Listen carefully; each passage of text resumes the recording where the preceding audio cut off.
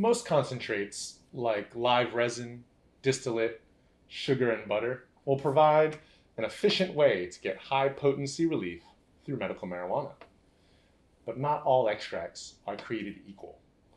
And although we commonly see products extracted with solvents like butane, propane, even things like CO2, there is a growing category of solventless extracts that are making their way into our market.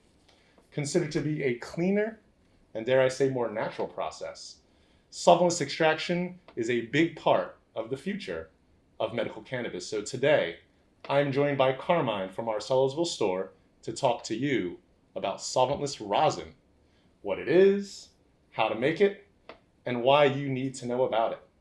So my name's Scott Goddard, and this is the Daily Dose on Rosin, provided by Terra Vita.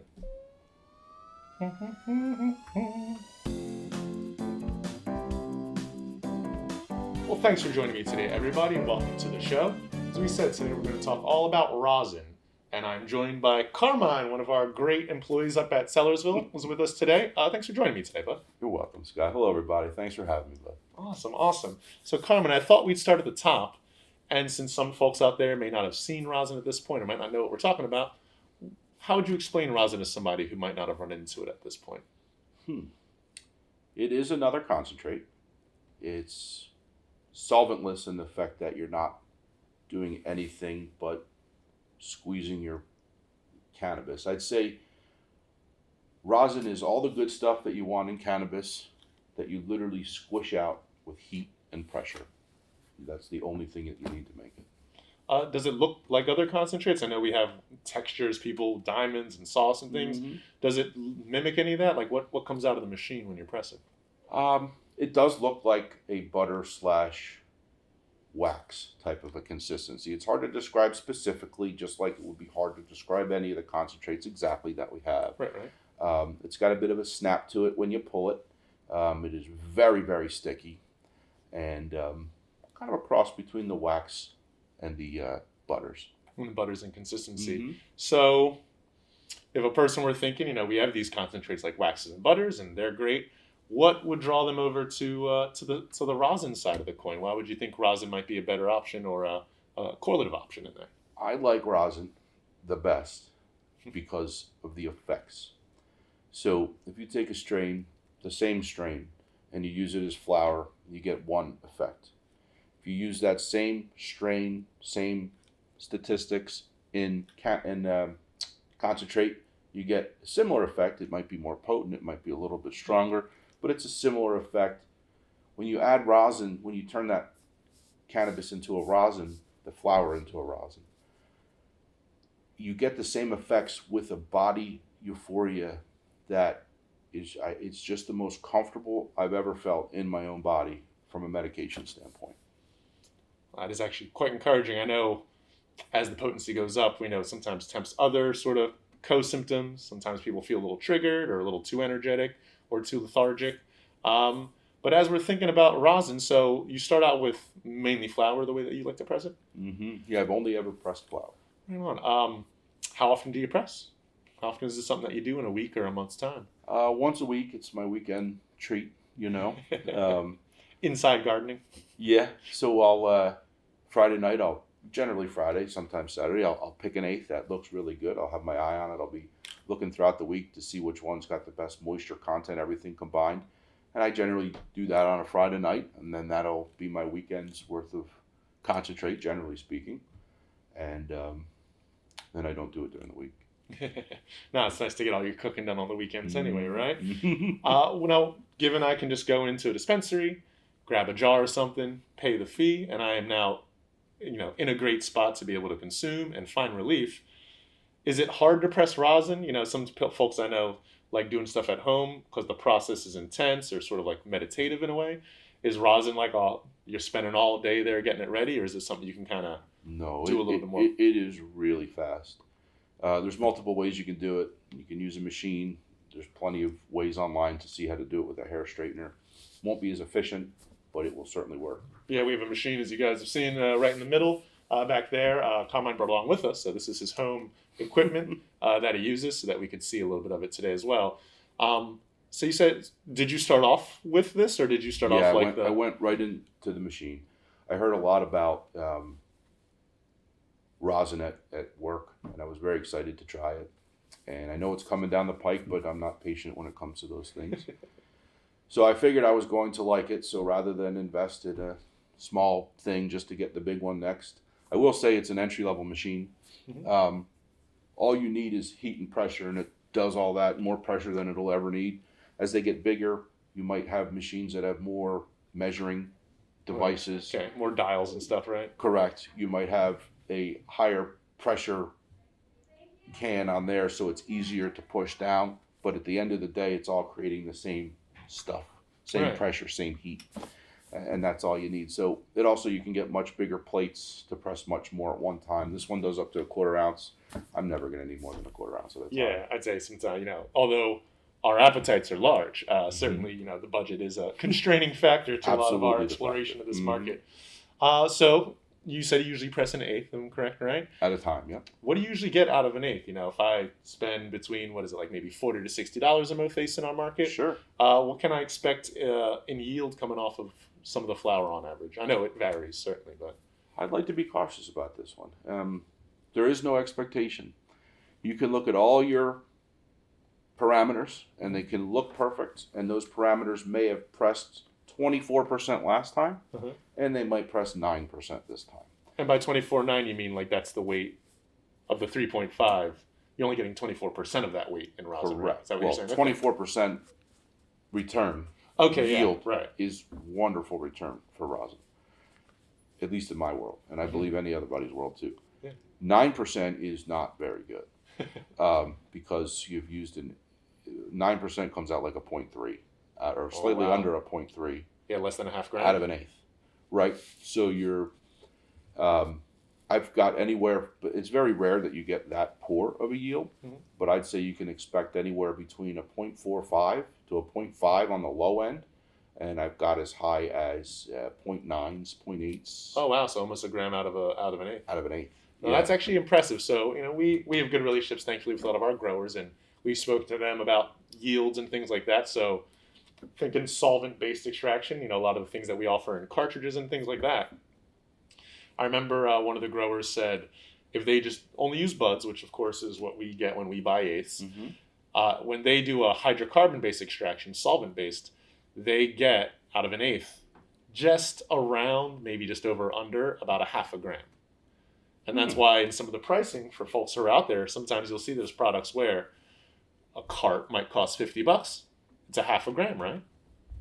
And technically an eighth, it costs $50. It's about a half a gram. Right. So it's funny because, in my mind, of course, and I think when you're mentioning it, we'd always want to get like close to a gram as possible out of an eighth. Sure. But really the way our market is priced, the way that these professional companies do it, they most of the time sell you close to the equivalent, in prepackaged of an eighth's price is about a half a gram. So I'd say, 0.3 does seem a little low. Certainly it's not that encouraging. But if you get anything half a gram or over, you're pretty much beating some of the market in that way. A cartridge costs $50. So if you think about it, you get 0.7, 0.8 out of what costs $50. You're 0.2, 0.3 up on a cartridge. It actually is. There's some value. Yeah, there, that's for sure. absolute value. Now we don't see rosin too much in our markets, but we did have INSA here a couple months ago.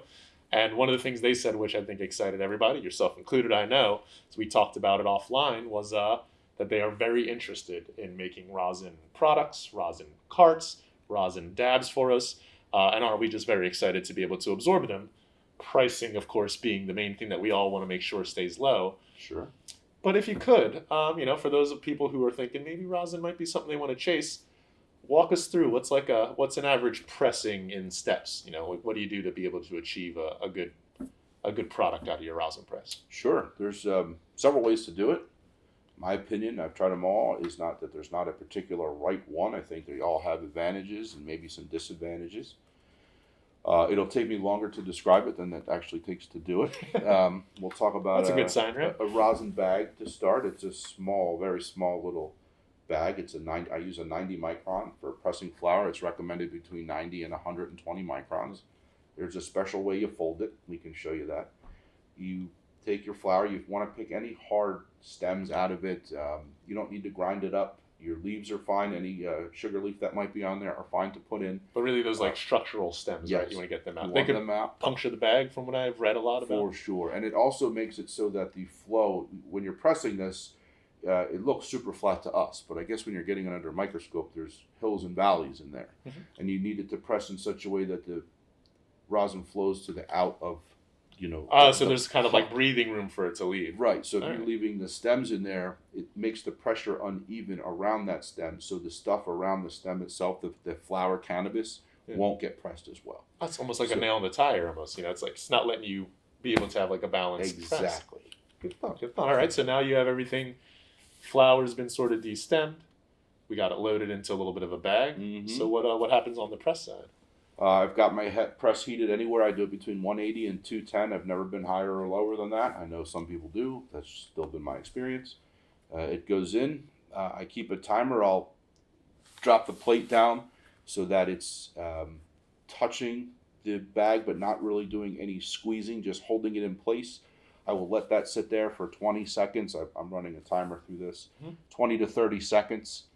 Just to get some heat into it. It's never going to be high enough to even really decarb the stuff, so I'm never worried. Right.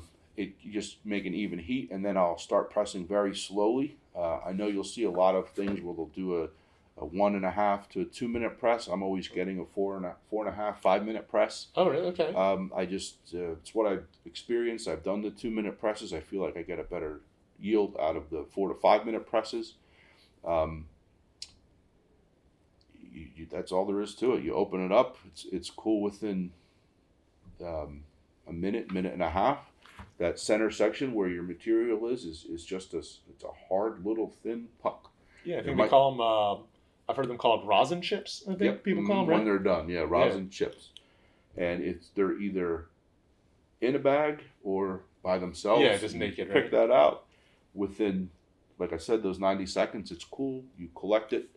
When you collect it, you can sort of, it picks up very quickly. It's hard to explain. It's sort of like self-tacky I've seen sometimes, right? Yes. Like using honey to sort of grab more Yeah, honey. so it'll grab itself if you go it really quick, but then you try to move it in any other direction, and it's a sticky blob of molasses, I mean, we're used to sticky. Molasses is a very good description of what thick molasses. Okay, yeah, it moves very kind of slow in that way, especially as it cools down. So I know that usually it's parchment paper is what you're using as a liner. What you just described, it sounds like maybe 10 minutes, 15 minutes, I guess. 5 or 6. Yeah, because you said it's really in the press for about that long too, which isn't that bad for an extraction at home. It actually seems pretty attractive, I guess, for that sake. Oh my goodness, yeah. I mean, yes, 10 minutes after you've started the process, you can be medicating with the rosin. No question. Now, you mentioned something to me before we started off, and I thought it was a pretty important point, and that is that, right now, as concentrate fans, for folks out there who are connoisseurs, you may notice, the amount of concentrates available wanes and flows depending on, time of year and what we're provided through inventory. But this really does put it into your own hands. For those of you out there who might think, oh, this sounds great, but obviously, grower processors do this usually. This is done behind the scenes, right? The sausage is made before you get to the restaurant. This means, and legally you can extract at home. Oh, for sure. It's completely within the regulations that we follow. You purchase the cannabis legally, obviously, but now, instead of just being stuck with whatever the growers decided to extract, it's all up to you. You can buy any strain that's available in flower and be able to put it through this process and create your own concentrates. And so in that way, let me actually ask you, because it kind of tempts my mind in some other things. Have you ever done 2 different strains at the same time in pressing them? Oh, no, I haven't. Not a bad idea. I've mixed 2 different rosins together after I pressed them in a... Like they were purely pressed on their own, right? No, I've never done that. Yeah, it's interesting. We could try it today. Yeah, we might be able to have to. I know this is something that if you see some of our products, sometimes you'll see 2 strain names. And you'll see like Kosher Tangy, Bio Jesus, let's say. And you see them both listed, and some folks I know might be confused thinking, well, isn't that just like a new strain? And what Carmine described is he does that at home sometimes where you press one strain, you extract one, you extract the other, and then you make lemonade in your own time.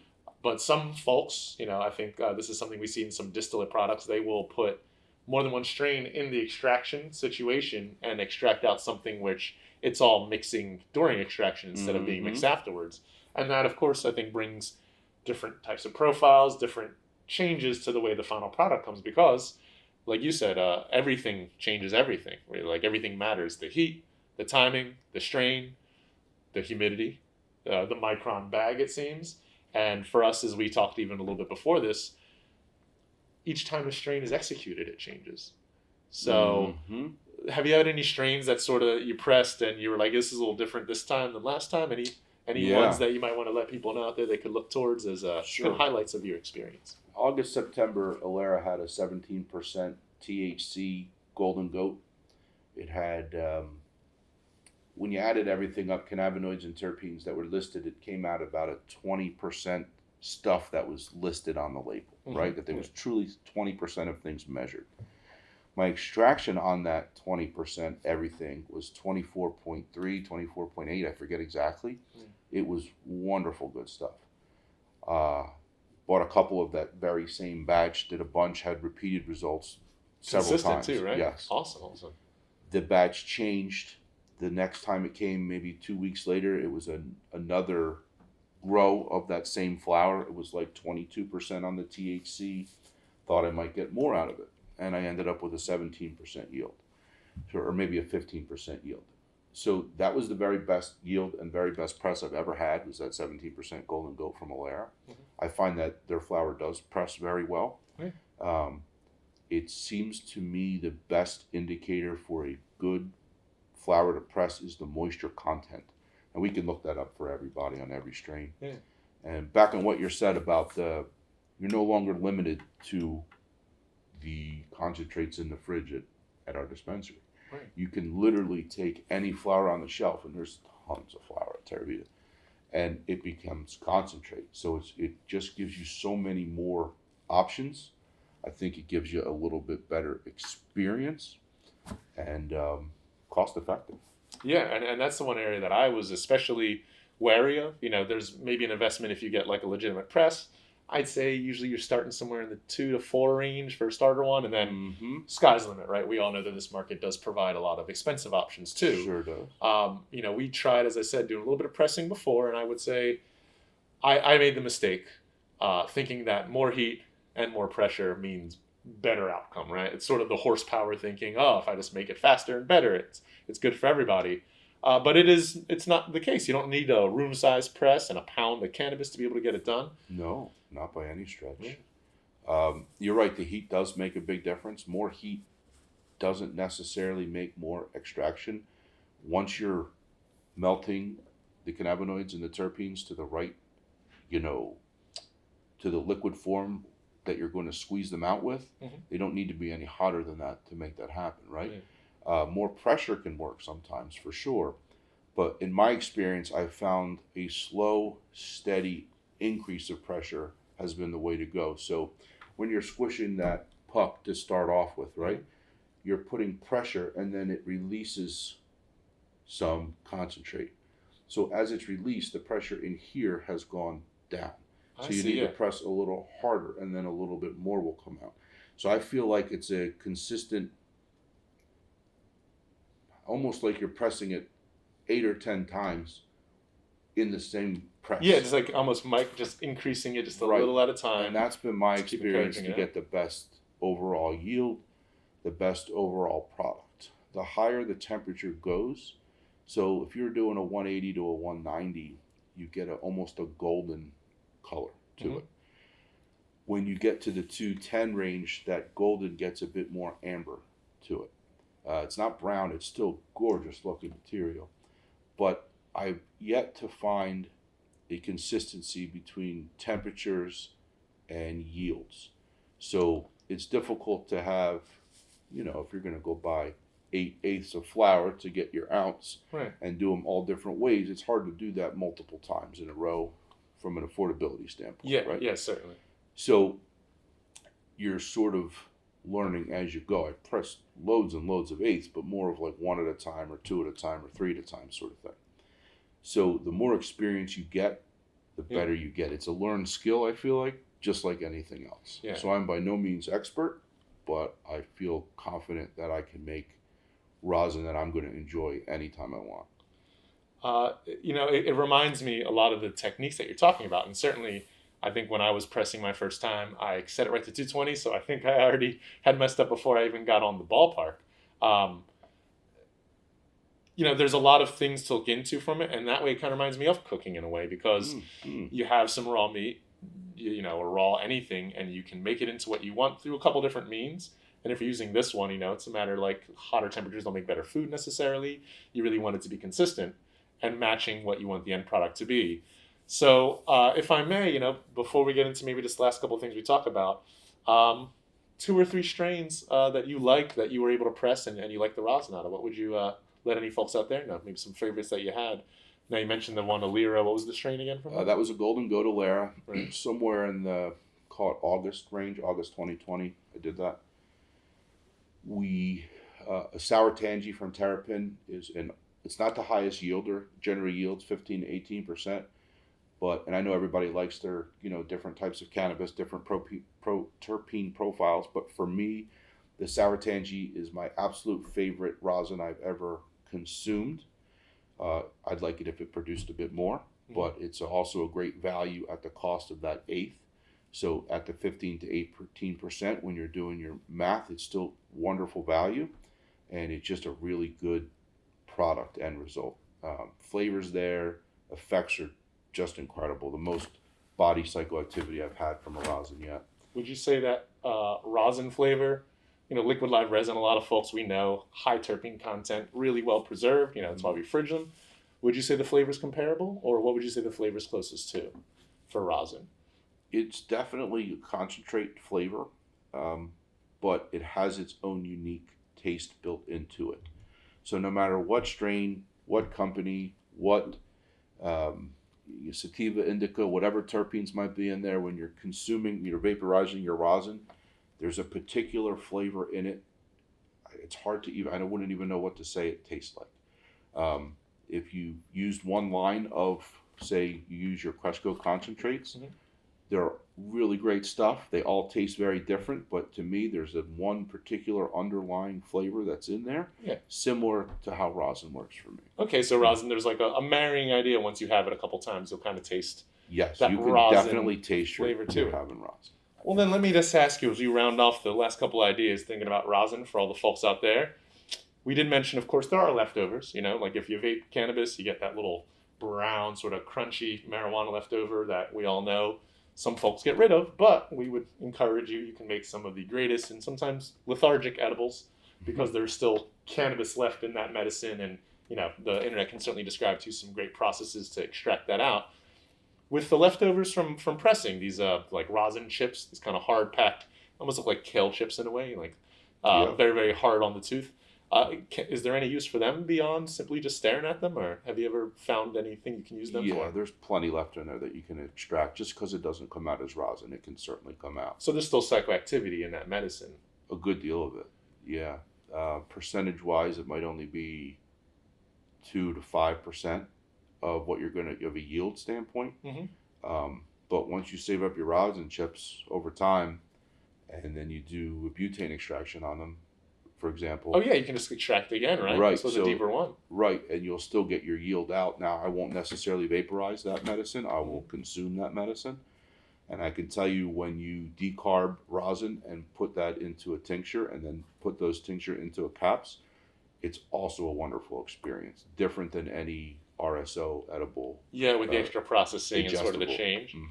Right on. That is good. So now we know that, although you are starting with an eighth, maybe you only get a half a gram, on the high side, encouragingly close to a gram of rosin out of it. Once you get your feet under you, you can also still, again, it isn't like the rest of that 3.3 or 2.5 left over is useless. You can still further process it, knowing ahead of time. Sure. So then that 0.9, the 9% yield I got, for example, was on a 30% strain. So there was plenty left in there. It just came out a different way. It just didn't happen to come out as rosin. Right. So I'm never concerned about wasting material, losing something from a rosin press, because it's always available. Yeah, you can recycle everything for the most part. So to finish off, for anybody out there who might be shopping online right now, looking at their next rosin purchase, any tips as somebody who's been a little more experienced with it? about the bags, about the techniques, something to help some folks out there who might be pressing as we speak and just need a little bit of help or support. So I learned from watching videos on YouTube, and I found a lot of those videos had, this is the process, it's the only way the process will work type of a presentation. And I've found there is no exact way to press rosin. I feel like each strain, to use your cooking analogy, you might make what's your favorite dish that you like to cook? Oh, I make a killer chili. So all right. big So fan. is your chili exactly the same every time? I would say it's never been the same twice. Well, there you go. But it's always a killer chili, right? Yeah. So just like you do your chili, you finesse it a little bit this time, a little finesse this way. Every time I press rosin, it's its own experience. So I don't think that there is a particular way. I've pressed rosin in a bag, like 4 of the exact same eighths. In a bag, not in a bag, puck, little bits at a time. Different every time. And there's no way to know what was the right way until you do it 4 times. If that makes any sense. No, that makes perfect sense. Yeah. It's almost like dancing. You get the steps right, and then as you do it more and more, you realize there's a whole other thing going on as you really start to contemplate it. Yeah, I don't relate to the dancing. Well, maybe we just got to find the right rosin for you. Well, that takes a lot of the information about rosin and puts it right into your ear now. For folks out there who are excited, as Carmine said, and myself included, internet's always a great place to start researching price points, availability, different techniques. I agree. I think as we start off at the top, not all concentrates are created equal, not all extraction is the same. And just like with cooking, just like with eating, we know that variety is really the strength of our market. You don't really want the same experience every time. We change every day. It's great when the medicine can sort of attend our changes with us. And in that same way, if you are able to go home and think about extracting on your own time, it's a phenomenal thing because you can really guide the medicine to your favor. And even more so, keep in mind that no matter what happens at the press, no matter what happens at the dispensary counter, it's all about variety for the sake. It's different every time. That way we can always find a different answer to the same question. How do I find relief? How do I create more quality of living? And that's all we had for you today. So thanks for hanging out with us and talking resin. Thank you so much for joining me today, Carmine. It's an absolute pleasure to have you. I'll drag you back here, I'm sure, in a couple episodes in case we have any more to talk about. Will do. Carmine's a passionate man, and if you're out there at Sellersville, please bug him. He'd love to let you know a little bit more about cannabis than you think you know. That's all we had, as I mentioned. So until next time, I hope you all stay healthy and safe. And this is Scott from the Daily Dose Test with Carmine, wishing you a good one.